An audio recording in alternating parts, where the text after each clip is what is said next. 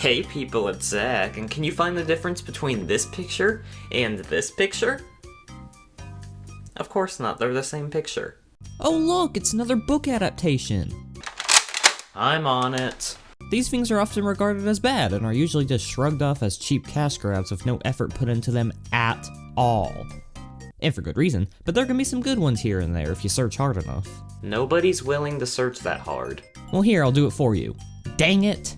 Willy Wonka and the Chocolate Factory. A serial killer's guide to murdering. Can you tell the difference? This is a movie that's considered a classic today. What is the definition of a classic?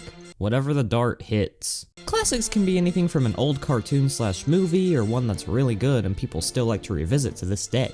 Old Mickey Mouse cartoons are considered classics, and some of the Harry Potter movies are considered classics. Basically, something people grew up with and something they keep trying to push onto everybody else. Just like this movie. I think it's a great movie, nothing groundbreaking, nothing that changed cinema forever, but it's a fun and faithful book adaptation, and I enjoy it. Wait, did you say book adaptation? Yep, but don't worry, like I said, this is a pretty faithful and good book adaptation. But before we talk about the movie, we need to talk about the book. Charlie and the Chocolate Factory was released in 1964 by Roald Dahl. You might know some of his other books, like Matilda and the BFG. I'm not too familiar with his work, but I did read the BFG in school when we watched the movie in class. It was pretty good. He's a pretty famous author, and Charlie and the Chocolate Factory is another great addition to his catalog of books. Now, unfortunately, I don't have the Charlie and the Chocolate Factory book, so I can't tell you how accurate the movie is to it, but I do know the film did take some creative liberties. It should also be noted that the 2005 remake is more accurate to the book than the original movie. The original book surprisingly actually did have a sequel, Charlie and the Great Glass Elevator, but it was never made into a movie. Probably for the best too, that book involved a space hotel and Willy Wonka going to the White House. I'm glad we were never blessed with that awful movie.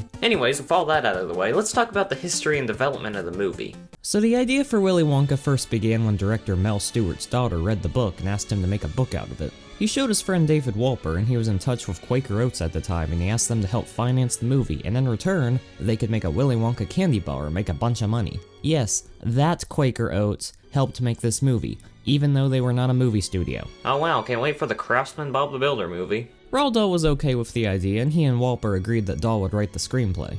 Unfortunately, by the time production started, Dahl didn't even have a completed script, and he had just given an outline of sections of the book. He had basically just copied his own book, word for word. Now, depending on who you ask, you'll hear different versions of what happens next. Some of the film's crew says Dahl's second draft turned out much better, but they still brought in David Seltzer to do some touch-ups here and there. But if you ask others, they'll tell you Dahl refused to write a second draft and stated his first one was fine, and David Seltzer didn't do touch-ups, but rather rewrote the whole thing. A couple of changes they made were reworking Wonka's character to focus more on Charlie. They also reworked Slugworth. Originally he was just mentioned as one of Wonka's rivals, but they changed him into a spy so the movie could have a villain character. The scene where Grandpa Joe and Charlie drink the fizzy lifting drinks was also added in later. Wolper also decided that the film would be a musical, so we got Leslie Bercuse and Anthony Newley to write music for the film. Now, something interesting I want to touch on for a moment is the name. The book was called Charlie and the Chocolate Factory, but they decided to call the film Willy Wonka and the Chocolate Factory. How come? Well, if you asked the studio, they would just tell you it was just to put emphasis on the eccentric central character of Willy Wonka. If you asked Wolper, he would have said it was to make the movie tie in with the Wonka bar Quaker Oats is going to sell after the movie released. I think the actual reason was because the term Charlie at the time was used by slaves when talking about a white man in power, so African American groups were pressuring the studio to change the name, and so they did. This also could have been done to avoid confusion. I mean, saying you saw Willy Wonka makes more sense than saying you saw Charlie.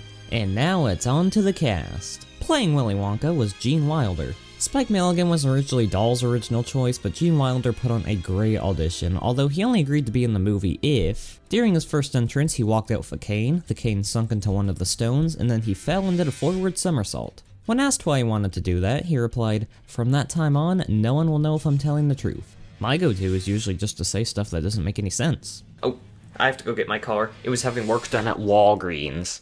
And in my opinion, Wilder was always an excellent choice. He placed the character in such a fun and happy way, and it was clear he was good at being Willy Wonka. He even told the production crew to change things like the length of Wonka's hat or when the suit cut off, or even what types of pants he wore. All the child actors had experience, either from stage school, television, or theater, and there's not too much to note with them. Filming took place at, I'm not even going to try to pronounce that word, and it was used for all the film's outside shots. The factory itself was filmed with the, I'm also not going to pronounce that word, gasworks, and obviously all the inside stuff was done on a big set. And Charlie's family's house was constructed just for the film. But we need to talk about the set design for a moment. It is amazing. Apparently a third of the props used in the giant chocolate room scene were actually edible, and the inventing room is incredible as well. The production crew searched through several junkyards to find props and contraptions to use in the room, and Wonka's office at the end is magnificent as well. Also fun fact, when they originally rehearsed the scene, Gene Wilder was a lot calmer, but when they did the final take, he became angrier and angrier, so Charlie and Grandpa Joe's actors' reactions would be more authentic. I need to try that.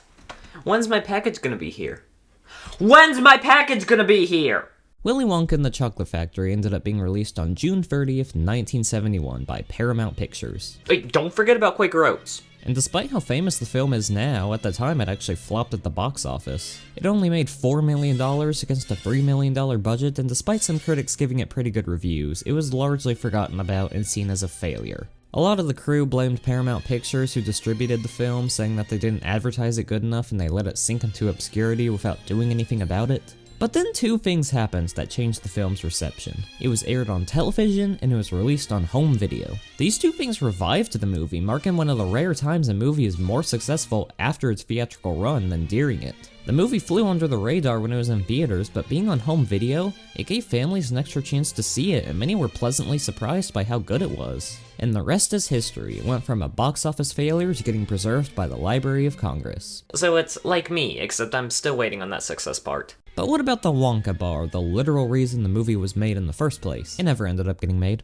Now, they did have other candies that were made for the film, such as the peanut butter Oompas or the Wonka Super Scrunch bar, but the actual official Wonka bar was never made. Apparently there was a problem with the chocolate formula, maybe the consistency of it. Now, some people say it was put on the shelves and then recalled, while others say it was cancelled before it started manufacturing. But no matter what happened, I just think it's funny that the reason the movie was made was so they could make a Wonka bar, but they never ended up making the Wonka bar. Oh, and the two candy bars they did make barely made a profit. But you're probably wondering, how did Roald Dahl, the creator of the book, and one of the reasons the movie was made, think of it?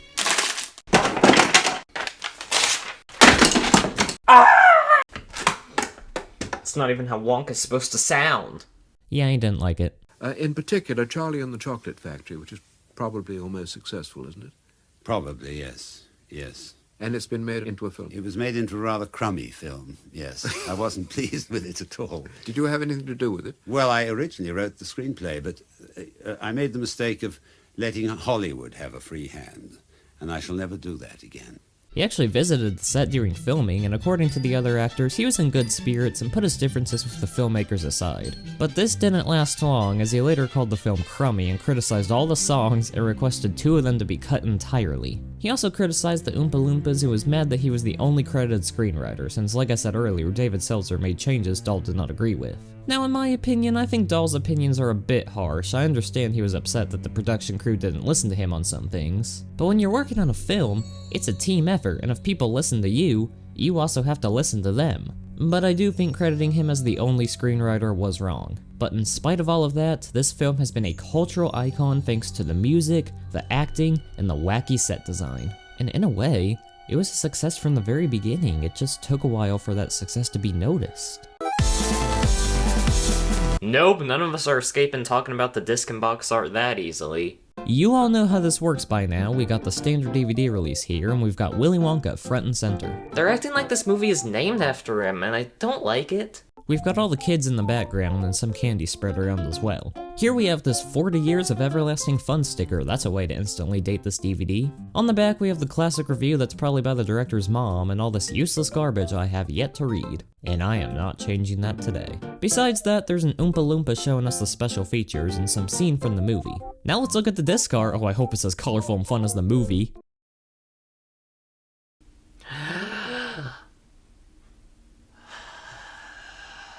I like that none of the logos here are in the right position. Like if you try to straighten one, the other two will always be crooked. 5 out of 10 in total. Next time, take some inspiration from Jonah, a VeggieTales movie. I'm Willy Wonka out. Luckily, we are done. Oh. So the movie begins with a bunch of chocolate, and sure, let's just get all the credits out of the way right now, why not? I love how we get to see how all of Wonka's chocolate is made. It's an oddly satisfying scene, and it always makes me crave chocolate. After this, we see a bunch of kids leaving school and they head to the candy store. Then the movie gives us our first song, The Candyman. The Candyman in the store kinda goes crazy for a second and just tosses out candy to all the kids, and then we get introduced to one of our main characters, Charlie Bucket. He's staring at the window watching the other kids get candy since he can't afford any. Yeah, but the Candyman was literally just handing out candy for free in there, so Charlie, you're stupid. This is a pretty good and catchy song, but I always get distracted by this little girl that gets hit on the chin. Charlie heads out on his newspaper route, and while he's doing it, he passes by Wonka's chocolate factory, and then this random guy just comes up to him with his cart full of knives. This is always how those murder stories start, so Charlie, you're stupid. But he just shrugs this encounter off and goes home. We're introduced to Charlie's family and we find out that they're living in poverty. Later that night, Charlie and his grandpa Joe are talking, and Joe tells him that a long time ago Willy Wonka had his factory open to the public, but competitors like Slugworth started stealing his recipes. Finally, he closed the factory, but 3 years later it started working again, but no one knows who is working for him. The next day at school, Charlie and his class find out Willy Wonka is hosting a contest where if you find the golden ticket in one of his Wonka bars, you'll get a tour of the factory and a lifetime supply of chocolate. So people all over the world start hunting for it, and Wonka bars start flying off the shelves. And the first one ends up being found by Augustus Gloop. Mr. Gloop, would you mind saying... That's not how anything works.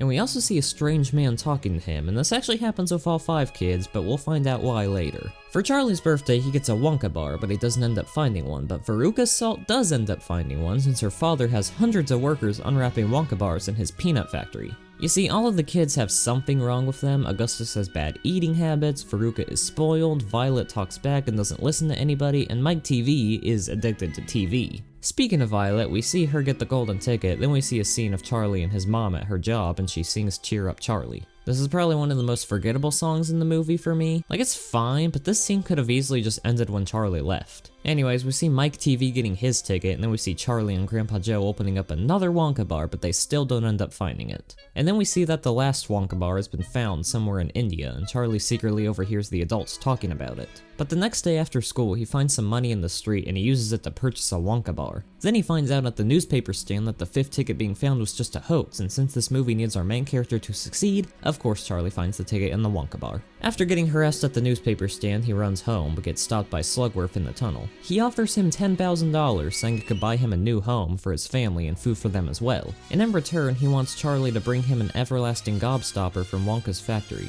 Anyways, Charlie runs home and shows his family the golden ticket. Then something really odd and unexplained happens. Grandpa Joe, who has been bedridden for 20 years, just casually stands up out of his bed? I thought the whole reason they were in bed was because they couldn't walk anymore, but they can? Then why didn't Grandpa Joe get a job or something to help out the family? Can the other relatives stand up too? Why don't they also go and get jobs? Are they lazy? I need answers. Well, first, take into consideration the movie you're watching. Grandpa Joe not only stands up, but he jumps and dances around and sings "I've Got a Golden Ticket." At this point, he's just showing off, but of course he falls and trips a couple of times so the rest of the family doesn't get suspicious. So the next day, all of the kids, as well as thousands of people, arrive at the factory and we see Willy Wonka's grand entrance. And since Gene Wilder ended up getting cast, that means the scene he wanted got put into the movie. And I'm glad it was, since I think it's a great introduction to Wonka's character. It shows you he's a trickster from the very beginning. All the kids head inside and Wonka asks them to sign a contract asking if they're okay with dying later on. Once they agree, they get on with the tour. They start off with this small room where they all go in, and then the door they used to get into that room changes into a different door that leads them into a long hallway, and the hallway gets smaller and smaller until he opens the door to the chocolate room where it becomes huge all of a sudden. Wonka sings Pure Imagination, one of the best and most memorable songs in the whole movie. He also lets the kids wander free and they check out all the scenery since he says that almost everything in there is edible. After this, we see Augustus eating the chocolate from the river and then he falls in.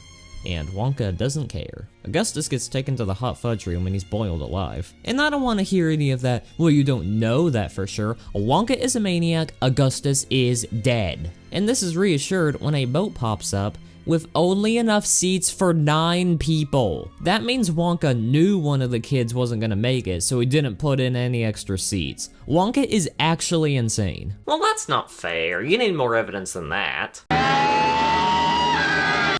Yeah, that'll do it. Wonka takes them on an unhinged boat ride where we literally see a chicken getting its head cut off. Did you know this movie is rated G? After this, he takes the kids to the inventing room where we see all sorts of cool gadgets, including the everlasting gobstopper machine that Slugworth was interested in earlier. He gives all the kids one, and then he shows them a machine that puts a 3-course meal into a single stick of gum. And since Violet likes gum, and like I said earlier, she doesn't listen to anybody, she takes the stick of gum and eats it, despite Wonka telling her not to. Stop pretending, Wonka. You wanted her to take it. She ends up turning into a giant blueberry, and she has to go and get juiced. So basically, she also dies. With another kid down, they head on to the fizzy lifting drink room, which produces fizzy lifting drinks. Wonka says that if you drink it, it'll make you float, but he says none of the kids can have any. But Charlie and Grandpa Joe stay behind and drink it anyways. I'm kinda surprised the scene is in the movie, since Charlie's supposed to be the good kid who doesn't do anything bad. That's why he wins the grand prize at the end. I guess this is just here to say that Charlie may have made a mistake like all the other kids, but he learned from it. They catch up with the other kids and they're in the golden egg room. It's full of geese that produce golden eggs, and if the eggs are good, they're shipped off, but if they're bad, they're thrown into the incinerator. Well, I already know how this is gonna end. Veruca kinda just snaps for a moment and she starts singing I Want It Now, and she becomes increasingly more angry until she eventually just destroys the entire room because why not? Because you have this man as a tour guide. She ends up falling down the bad egg chute and her dad follows her. 2 kills at once. Nicely done, Wonka. And guess what? When they head to the next room, which has the Wonkamobile in it, there are only enough seats for the remaining children. He's planning for these children to die. The Wonkamobile travels a grand distance of like 30 feet, and then they go through this weird contraption that defies any laws of physics. Look how long it takes for it to come out on the other side. The final room is the Wonka Vision room. Basically, Wonka puts a giant Wonka bar up in the air and he transports it across the room into the TV. And it's an actual physical object you can pick up. Seeing this, Mike decides to try it on himself. But do you want to know why that Wonka bar was so huge when they transported it? Because the stuff gets smaller when it's transported. So when Mike gets transported, he becomes incredibly small and he needs to be stretched back into shape. And then Wonka just kind of becomes mad and shrugs off Charlie. Probably because the police are about to launch an investigation on him. He says that Charlie won't be getting the lifetime supply of chocolate because he stole the fizzy lifting drink and contaminated the ceiling. Grandpa Joe tells Charlie they're gonna give Slugworth the everlasting gobstopper, but Charlie decides to give it back to Wonka. And apparently this was a test to see if Charlie would do the right thing, and since he did, he gets the grand prize. But the grand prize doesn't end up being a lifetime supply of chocolate, but the whole factory. Wonka says he's getting too old to continue on and he needs to find a successor. But he didn't want a grown-up because they wouldn't do things the way he did. So he decided he needed to find a child, and that's why he sent out the golden tickets. And since Charlie was the last kid left, he won. And since we got the credits out of the way at the beginning of the movie, we only get a short cast member list, and that's the end. After finishing up Willy Wonka and the Chocolate Factory again, my opinions on it haven't really changed all that much. It's an incredibly fun and creative movie, and is one of the best book adaptations of all time. Most of the songs are great, the cast is good, especially Gene Wilder, and the humor is really great too. I've just decided to switch our Friday schedule to Monday, which means that the test we take each Friday on what we learn during the week will now take place on Monday before we've learned it. And honestly, it is fun to poke fun at the Wonka is a killer joke and these children all died joke, but this movie actually works really well, and I didn't have any problems with it. And in the remake, they actually show the children leaving the factory, probably because they learned their lesson with the original movie. So at the end of the day, this movie is incredible, and I loved every bit of it. And I really wish we could just close the book on our Willy Wonka journey here. But I'm gonna have to talk about this same movie again!